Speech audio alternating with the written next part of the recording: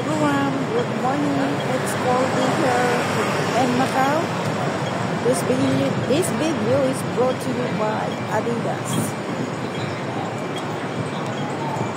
I'm going to the market to pick up some things from the relatives of my boss. Nabubulol na ako, guys. Ginaw dito, pero kaya pa ng mga yung iba nagmamask. Sagaba rin kasi sa mask. Ayan. Yung lula, oh. Nakamask yung lula. Saan na gala yan? Nakamask yung lula, guys. Tingnan mo. Kasi nga malamig. Ako naman kaya ko pa. So, Adidas tayo, guys. Pang cover sa, sa lamig. Sa ginaw. So, I feel comfortable because of Adidas. Adidas jacket. Ayan.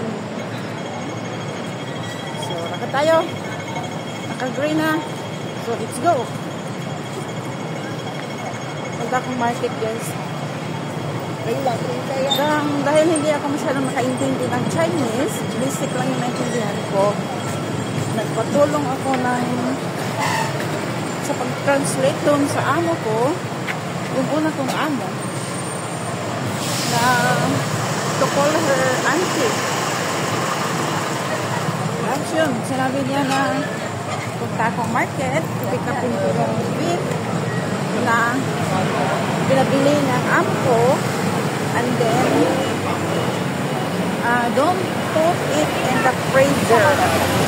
Just put inside the rib, but not in the freezer. Put in supply, may supply.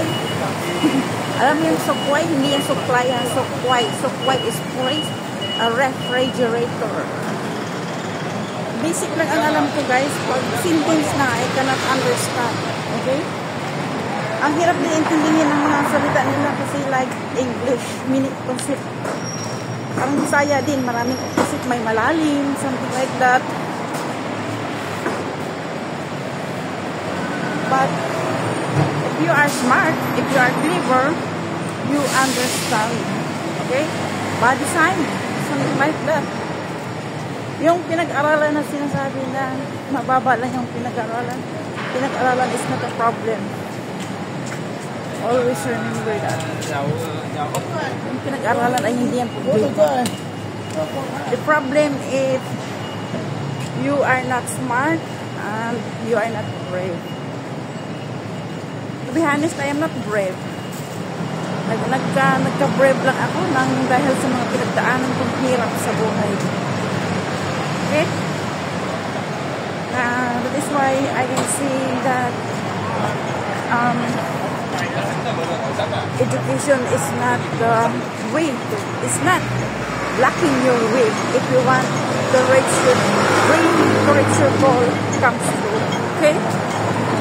So, kung anong narabot ng iba, naabot ko rin. Even my education is so lower. So, okay? So, education is not block your way if you want to reach your dream come true.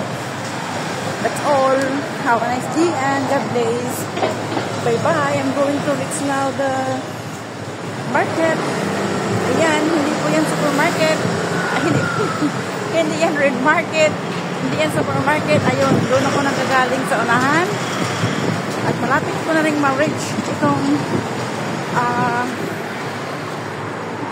market na ito. Pero mahal yung bilihin dito. Sabi ng amo ko, you always buy there because food always fresh, but more fresh is than malo.